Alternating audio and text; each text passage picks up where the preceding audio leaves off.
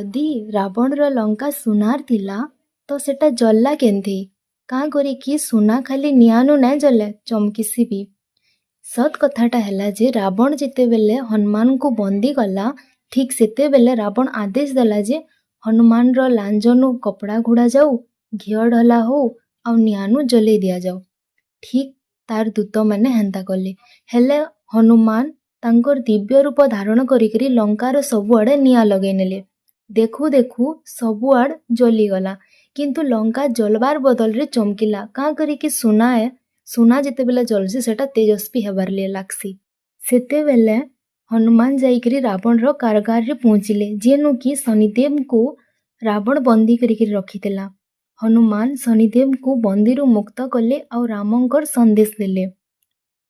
ଏତ୍କି ଶୁଣିକିରି ଶନିଦେବ ହସି ବସିଲେ ଆର୍ କହିଲେ, ତୁମେ ମୋର୍ ସହାୟତା କରିଛ, ଏବେ ଇ ଅଧର୍ମୀ ରାବଣ ମୋର୍ ପ୍ରକୋପ ଭୋଗବା। ଏତ୍କି କହିକିରି ଶନିଦେବ ତାଙ୍କର ଦୃଷ୍ଟି ପକାଇଲେ ଲଙ୍କା ଉପରେ।